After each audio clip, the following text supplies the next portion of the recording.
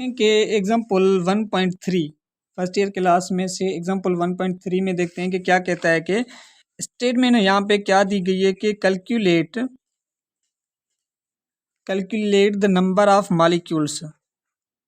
The number of molecules का मतलब होता है कि पार्टिकल्स जो मैंने प्रीवियस में पढ़ा है आपको, ठीक है।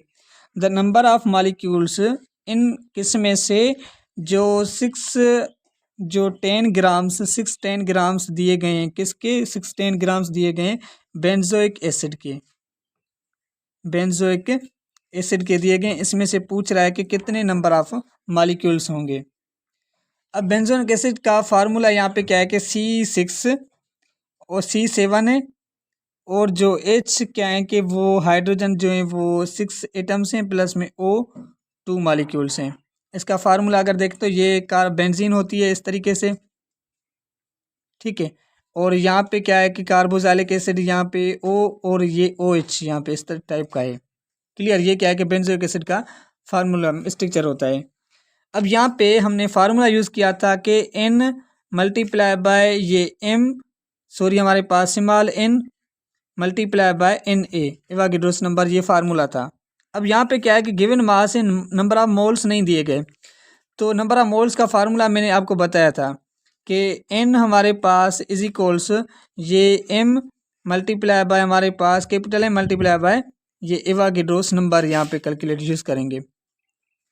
तो यहाँ पे गिवन मास हमारे पास क्या है कि जो दिया गया है वो 10 ग्राम्स दिया गया है, और मॉलिक्यूलर मास जो होता है किसका, मॉलिक्यूलर मास बेंजोइक एसिड का होता है 122। मल्टीप्लाई करेंगे किसके साथ, एवोगैड्रोस नंबर के साथ 6.02 इंटू 10⁻23 यहाँ पे करेंगे। तो जब हम क्या करेंगे इसके साथ यहाँ पे मल्टीप्लाई करेंगे तो यहाँ पे जो हमारे पास जवाब आएगा n हमारे पास आएगी 30.1 इंटू 10⁻23 क्या है कि ये हमारे पास मॉलिक्यूल्स में पार्टिकल्स हुए किसके, बेंजोइक एसिड के। ये हमारे पास क्या है कि 1.3 प्रॉब्लम्स जो है वो बिल्कुल सिंपल फॉर्म में है। यहाँ पे मास दिया गया, मास को मॉलिक्यूलर मास के साथ डिवाइड करेंगे क्योंकि नंबर ऑफ मोल्स कैलकुलेट करने, उसके बाद इस एवोगैड्रोस नंबर के साथ आप डिवाइड कर दें, मल्टीप्लाई कर दें, तो हमारे पास नंबर ऑफ पार्टिकल्स मिल जाएंगे। आगे हम चलते हैं 1.4 को। तो 1.4 में देखें क्या कह रहा है कि कैलकुलेट यहाँ पे जस्ट डेटा ही बना देते हैं कि कैलकुलेट द मास कैलकुलेट करना है किस में से, ऑफ 4.39 इंटू 10⁻, कितना है कि इंटू 10⁻24 है एटम्स में से, ठीक है। किसका कैलकुलेट करना है, गोल्ड का मास कैलकुलेट करना है, AU गोल्ड का करना है। अब हमें पता है कि जब हमारे पास ये चीज़ मिली हो कि हमारे पास फार्मूला क्या है कि n मल्टीप्लाई बाय जो हमारे पास n ये small n number of mole से मल्टीप्लाई बाय क्या होता है कि एवोगैड्रोस नंबर होता है। फार्मूला ये है, कह रहा है कि कैलकुलेट द मास कैलकुलेट करके दें। तो यहाँ पे फार्मूला कौन सा यूज़ होगा, m मल्टीप्लाई बाय ये m डिवाइड और ये एवोगैड्रोस नंबर होगा।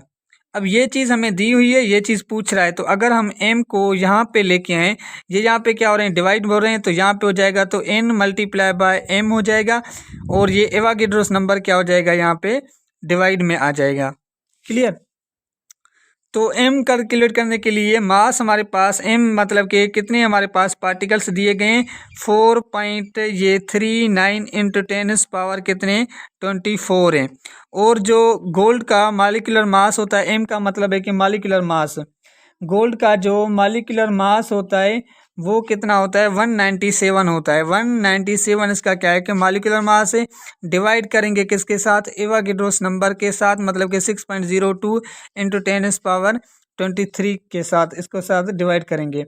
जब हम इसके साथ डिवाइड करेंगे तो यहाँ पे जो जवाब आएगा वो जवाब हमारे पास क्या होगा, m इज इक्वल्स हमारे पास ये आ जाएगा 14.365 हमारे पास क्या है कि ग्राम ऑफ AU गोल्ड की हमारे पास यहाँ पे मिले। ये हमारे पास क्या है कि न्यूमेरिकल्स में हमारे पास एग्जाम्पल 1.4 क्या है कि ये भी बिल्कुल आसान था।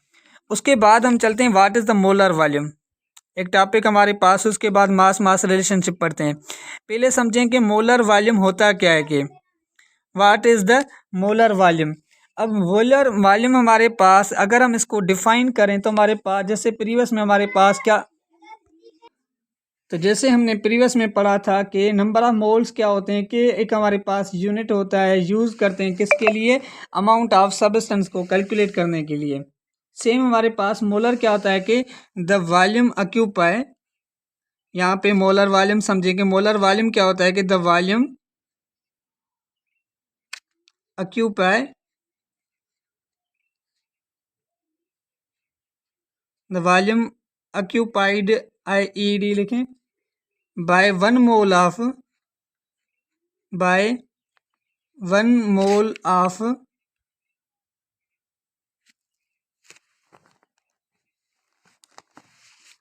by 1 mole of any gas at STP standard temperature pressure।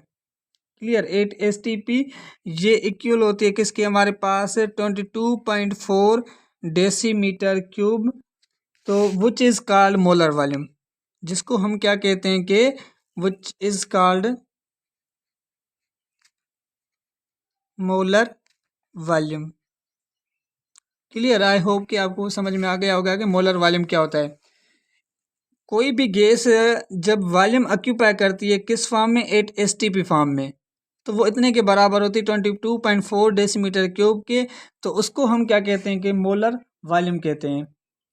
Molar volume का यूनिट हमारे पास, इसका फार्मूला क्या होता है मोलर वॉल्यूम का, तो V इज इक्वल्स, यहाँ पे जो मोलर वॉल्यूम का फार्मूला होता है कि N multiply bye 22.4 decimetre cube.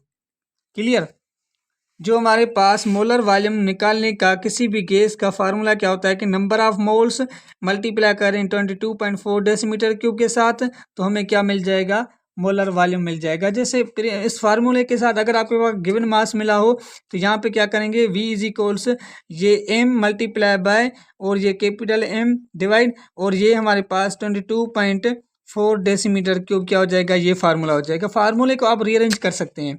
Just आपके पास फार्मूला होना चाहिए कि फार्मूला है क्या, नंबर ऑफ मोल्स को वॉल्यूम के साथ मल्टीप्लाई करें, मोलर वॉल्यूम मिल जाएगा। गिवन मास मिला हो तो हमारे पास ये given mass divide by molecular mass और मल्टीप्लाई करें 22.4 डेसीमीटर क्यूब के साथ, तो आपके पास क्या मिल जाएगा, मोलर वॉल्यूम मिल जाएगा। अगर वॉल्यूम मिला है, M कैलकुलेट करना है, तो आप क्या करेंगे, V और ये multiply by M divide by क्या करेंगे 22.4 डेसीमीटर क्यूब के साथ डिवाइड करेंगे, तो आपके पास यहाँ पे M मिल जाएगा। तो आप फार्मूले को रीअरेंज कर सकते हैं।